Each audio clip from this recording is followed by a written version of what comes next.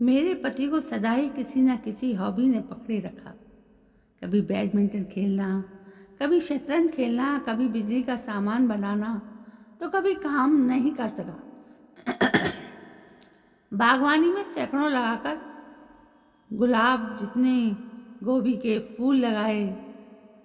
कभी टिकट जमा करना, कभी सिक्के जमा करना। तांबे के सिक्के सैकड़ों साल पुराने, वे भी सैकड़ों रुपए में लिए जाते, जो अगर तांबे के मोल भी बिक जाएं तो बड़ी बात है। ये उन्हें खजाने की तरह संजोए रहते। जब ये किसी हॉबी में जकड़े होते हैं तो इनको घर बच्चे में कुछ दिखाई नहीं देता। सारा समय उसी में लगे रहते। खाने पीने तक की सुध नहीं रहती। ऑफिस जाना तो मजबूरी होती थी, अब ये रिटायर हो गए हैं तो सारा समय हॉबी को ही समर्पित है।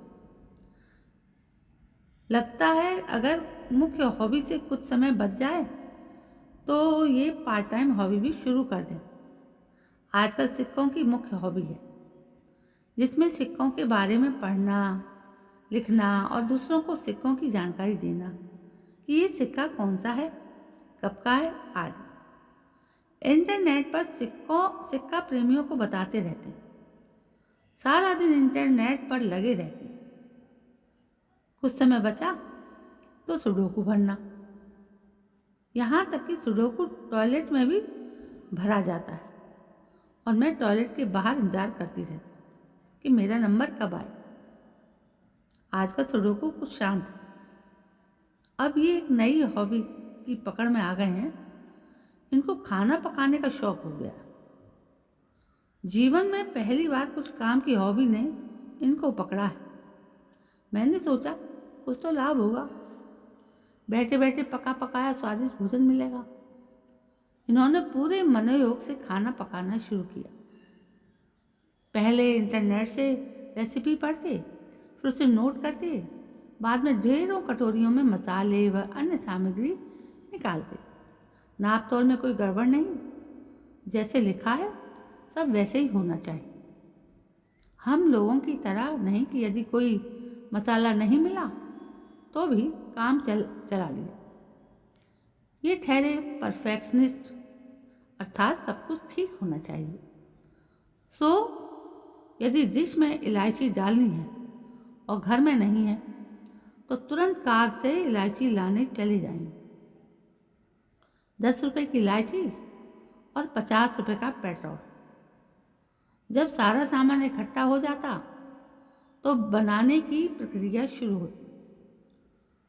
शुरू में तो गरम तेल में सूखा मसाला डालकर भूनते तो वो जल जाता। फिर उस जले मसाले की सब्जी पकती, फिर डिश सजाई जाती, फिर फोटो खींचकर फेसबुक पर डाला जाता।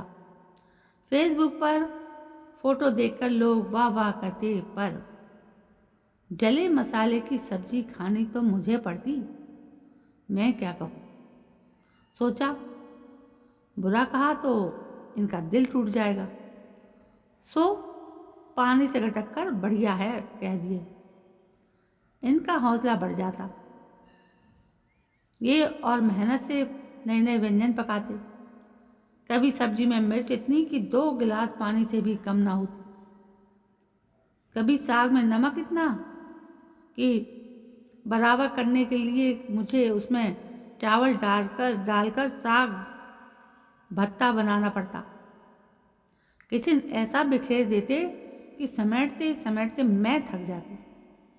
बर्तन इतने गंदे करते कि काम वाली धोते धोते थक जाती। डर लगता कहीं काम ना छोड़ दे। मेरी सहनशीलता तो देखिए। सब नुकसान सहकर भी इनकी तारीफ करती रही, इस आशा में कि कभी तो ये सीख जाएंगे और मेरे अच्छे दिन आएंगे। सच ही इनकी पाककला निखरने लगी और हमारे किचन भी संवरने लगे। विभिन्न प्रकार के उपयोग में आने वाले बर्तन, कलछियाँ, प्याज काटने का, आलू छीलने वाला, आलू मसलने वाला, सारे औजार हथियार आ गए। चाकू में धार कराई गई, पहले इन सब चीज़ों की और कभी ध्यान नहीं देते थे। अब ये इतने परफेक्ट हो गए हैं कि नेट पर विभिन्न रेसिपियाँ देखते, फिर अपने हिसाब से उनमें सब मसाले डालते और स्वादिष्ट व्यंजन बनाते। अब देखिए मज़ा, कभी कुमड़े का हलवा बनता तो कभी गाजर का, जिसमें खूब घी, मावा और सारे महीने का मेवा झोंक दिया जाता। हम दोनों कोलेस्ट्रॉल के रोगी और घर में खाने वाले भी हम दोनों ही।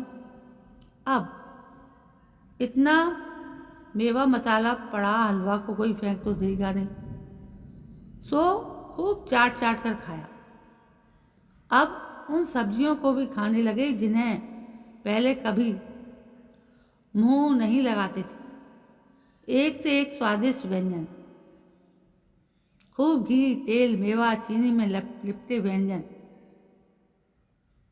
मेरे भाग्य खुल गए।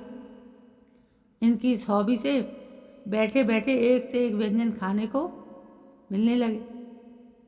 इतना अच्छा खाना खाने के बाद तबीयत कुछ भारी रहने लगी। डॉक्टर को दिखाया तो पता चला कोलेस्ट्रॉल लेवल बहुत बढ़ गया।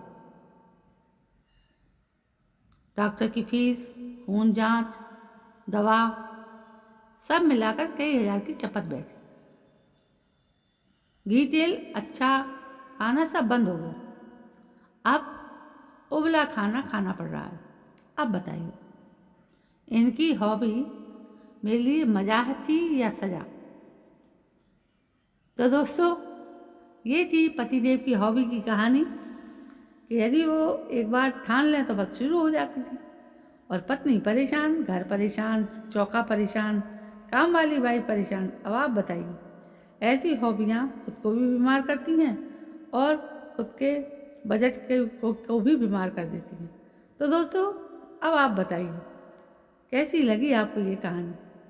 कहानी तो मज़ेदार थी, लेकिन क्या आप लोग इससे सहमत थे?